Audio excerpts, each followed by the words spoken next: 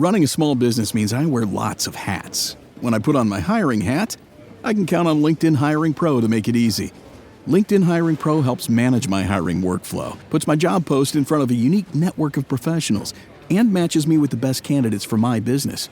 I can also share my job with my network. No other job site lets me do that. No wonder most small businesses say they'd use LinkedIn Hiring Pro again. Hire right the first time. Post your job for free on LinkedIn today at linkedin.com/quality. This episode is brought to you by San Pellegrino Ciao. A gift from Italy to your home. San Pellegrino Ciao is a flavored sparkling water made with real fruit juice, finished with a pinch of Sicilian salt for a perfectly balanced taste. So which flavor will you choose? Peach, lime, blood orange, cherry, or maybe the all-new limoncello? Crafted in Italy with 0 grams of added sugar. San Pellegrino Ciao. Buy it now. Welcome to I Talk to Ghosts. I'm Jennifer, your host and resident medium, and I'm so glad that you're here with me this evening in my spirit parlor. Pull up a chair, light that candle nearby, and settle in. Because tonight in the spirit parlor, I want to pull back the curtain on something a lot of people misunderstand about the work of mediumship. If you ever sat in a reading and thought, why didn't they just tell me exactly what I wanted to know? We're going to talk about why mediumship is a subtle art, not a full download, and why even the most gifted, most experienced mediums are never going to get everything 100% all of the time. I'll walk you through what real mediumship actually looks like and how this whole practice runs through a very human, very ordinary nervous system, the same one you use to get through a Tuesday. Then, towards the end, I'll get practical. If you're a medium yourself, I'll share some ways to expand and strengthen your evidence and your messages. And if you're someone who sits for a reading, I'll walk you through what you can do on your side of the table to help make the reading the best it can possibly be. First, let's start by clearing away the Hollywood version because it's done this field a really bad disservice. In movies and TV, mediumship gets portrayed as a full color, full sound, crystal clear transmission. The medium closes their eyes and suddenly they're standing inside a memory, watching the whole scene play out like a film reel. Full names appear instantly. Exact dates arrive without effort. The spirit basically holds a conversation the same way a living person would in front of you. That is not what this looks like in real life. And honestly, if someone tells you that it is all the time, I'd encourage some healthy skepticism there. What mediumship actually looks like, in my experience and in the experience of most working mediums I know, it is much more fragmented and much more subtle. It's an image that flashes for half a second. It's a feeling in your chest that isn't yours. It's a word that pops into your head that doesn't quite make sense yet. It could be a scent you can't explain. Maybe a name is coming through just as a first letter or an impression, a rhyme of a sound without the rest of the word attached. These things happen. Mediumship is closer to catching fragments on a radio signal through static than it is to tuning into a crystal clear broadcast. And that comparison actually leads us into why that static exists in the first place. Mediums do not have some separate, specialized organ for talking to spirit. We're using the exact same nervous system and the exact same senses that we use to walk through an ordinary day. The same mind's eye that pictures an argument from last week or is visualizing their grocery trip later in the day, that imagination also receives clairvoyant images. The same voice you hear in your head might catch messages of clairaudience. The same gut that twists when you're nervous is the same one that picks up claircognizance and clairsentience. It means every reading is filtered through a very human, very imperfect instrument. Your nervous system wasn't necessarily built from the ground up to be a spirit antenna. It was built to keep you alive, to help you navigate the physical world, to process traffic and conversations and those grocery lists. Mediumship borrows that same equipment. Perhaps if we were raised in a different culture in which we were raised to be more fine-tuned with our senses expanded and being able to reach the energy of each other and those of spirit, it would be more integrated into your sensory input.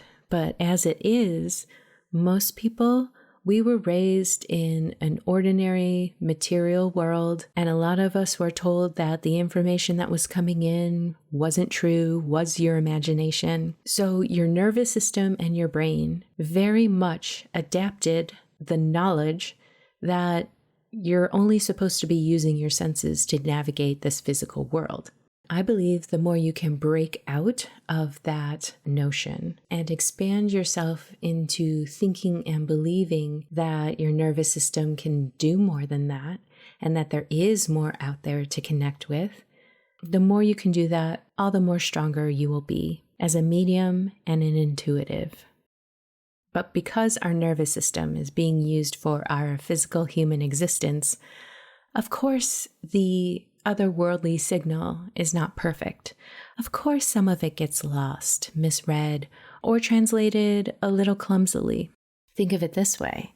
If you asked someone to describe a symphony using only the vocabulary they already had for describing traffic noise, you would get an approximation, not a perfect transcription. And that is closer to what is happening when spirit communicates through mediums' very human, very earthbound senses. So let's discuss a little bit further why messages come through fragmented instead of whole. There are a few reasons, and I think naming them actually makes the whole process feel less mysterious and more honest. First, there's the energetic translation itself. Spirit doesn't communicate in English or in words at all, really. Most of the time, I find that true. It communicates in energy, in impressions, in feeling.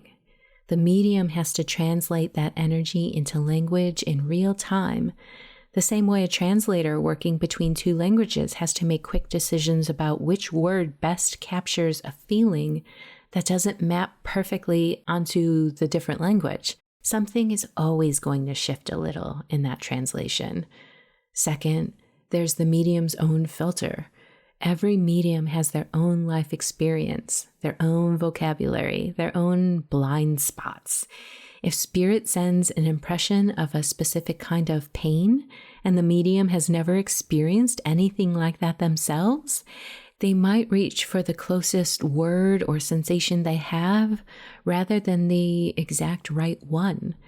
This is not the medium failing you. It's just the nature of translating something formless into something a sitter, you, can understand.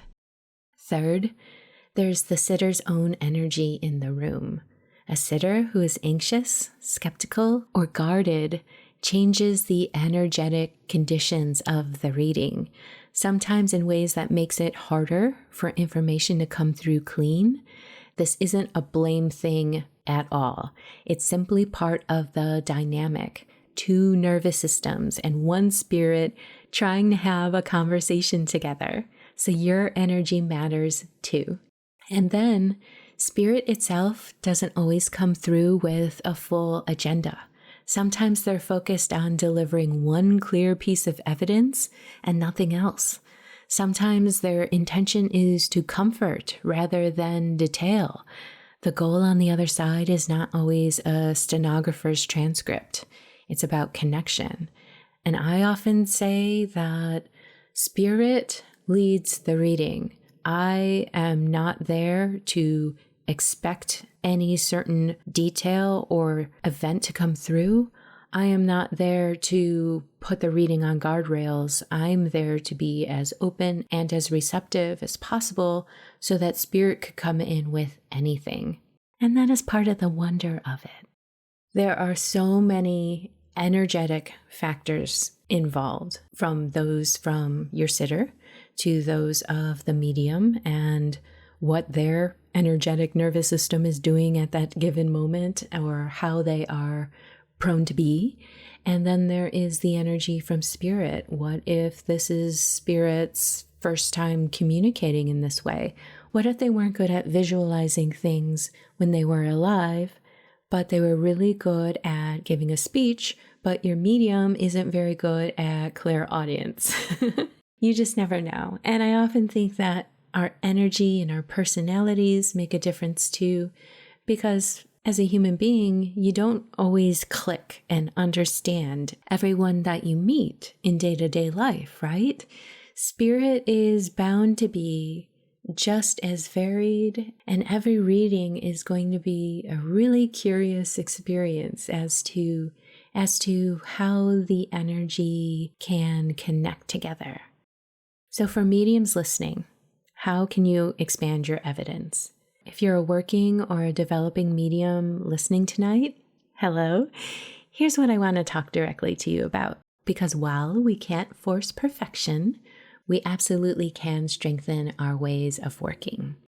The biggest thing I found is trusting the first impression instead of editing it. When something comes through, our instinct is to often second guess it or to round it off into something that sounds more normal. Resist that. Resist it. The strange, oddly specific detail is usually the real evidence. A general, safe-sounding message is usually your own mind smoothing things over. Go deeper, go strange. Ask spirit to give you something incredibly specific. The weirder, the better sometimes. Second, build your symbol library. Now, this one is a little controversial because some mediums say do that, others say don't. But if you spend time outside of readings noticing what certain feelings, colors, or sensations mean to you personally, this could help spirit connect with you sooner. I find that when a spirit connects with me, they will often use my own memories or experiences to have a sentiment come across. The more we can notice what our connections are with certain things that are delivered by spirit to us, the quicker we can understand what they're trying to say. And if a certain kind of tingling in your hands always shows up before a message about a father figure, that's useful data. The more you understand your own personal shorthand, the faster and cleaner you'll be able to translate it during a reading. You could try working with specific symbols, such as a specific symbol for father, brother, mother, daughter. Or you can even try to visualize a family tree in your head and see where that energy is being drawn to. Where is it collecting? Is it on the grandfather branch? Is it lower in the tree? Is it a peer of yours? There's certainly an endless amount of ways to try to help spirit communicate with you. I would say the key thing to remember is do not get stuck with only using those things. Say you really like the family tree idea and it's worked for you in the past.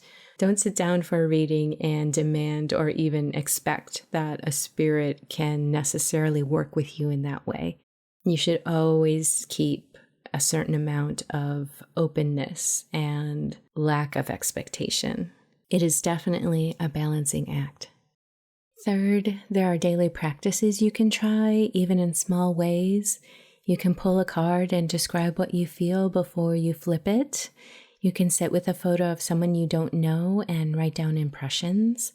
This keeps your mediumship warmed up, the same way a musician practices scales even when they're not playing music. Fourth, give yourself permission to relay information you don't fully understand. Say it exactly as it comes in, even if it sounds odd to you. Let the sitter tell you if it lands. Your job is to be an accurate messenger, not to make sense of every piece of evidence before you speak it. Now, for the sitters listening, how to get the best reading possible. I've done a few episodes on this topic, but I think it's always worth mentioning because as a medium myself, it is so important to me that you get the reading that you need. And I do take on a lot of responsibility for that myself, but I also know that Spirit World needs to take all the credit. They are the star of the show. And I also understand that your energy and your focus really matters. Really matters because Spirit isn't there to talk to me. They're there to talk to you. So let's get into what you can do to help aid your reading. Whether it's with me or with another medium, there's a real role that you play too. Like I said, a reading is a three-way exchange of energy, not passive service for you to receive. Come in with an open, curious posture rather than a testing one. I understand the instinct to withhold information to test a medium, but energetically, guardedness tends to make the connection harder rather than proving anything useful. Curiosity keeps the channel more open than suspicion does. Hopefully you can feel the difference between that energy exchange. Also, let the medium finish their thought before correcting them. Sometimes a piece of an impression sounds wrong, but it's actually the beginning of something that clicks 2 sentences later. If you shut it down too early, you might cut off the very thread that was leading somewhere real. So just keep that in mind too. It is good to say yes or no or I don't know, rather than just staying silent. Silence gives the medium nothing to work with energetically.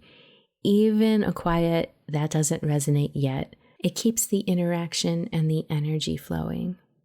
And finally, release the expectation of that perfect transcript. The most meaningful readings I've witnessed were rarely the ones with the most rapid-fire details. They were the ones where something true and specific landed, something that could only have come from the person the sitter came to hear from. One piece of undeniable evidence often means more than 20 vague, technically correct facts. I think it's really important that if you're going to go into a reading to understand the mechanics of mediumship and what your medium is trying to accomplish for you with so much love and compassion. And to me, it's almost like you and your medium are sitting at a table and you're creating something together. You're using your energy to build a connective bridge between you and spirit. And when that happens, it is just the most beautiful, fascinating experience to have. And I'm so honored every time to be able to hold that space for you. I'm always so honored that I can help spirit reach out and communicate with you in a way that doesn't happen all the time in everyday life. Mediumship will never be a flawless download, and honestly, I think that's part of what makes it real. A perfect transcript would feel more like a magic trick, and what we're actually working with is genuine, living connection between two imperfect nervous systems and something that exists beyond us both. That messiness is not a flaw in the system. It's proof that something authentic is trying to come through. Thank you for spending this time with me in the Spirit Parlor. If this episode resonated, I'm so thankful that it did. And if you like, you could share it with someone who's curious about this work. I love talking about my experiences as a medium, and I take such joy in the wonder of it all. I love how it makes us all feel like we're a part of something bigger. And with that, just a little bit of technical podcast talk here. If you're interested in an ad-free podcast listening experience and also guided meditations and lovely printables on the topics that we discuss on the podcast, you can find all of that over at patreon.com/italktoghosts. I'll see you on Friday for some ghost stories and some mediumship work. Until then, stay curious and take care. Bye-bye.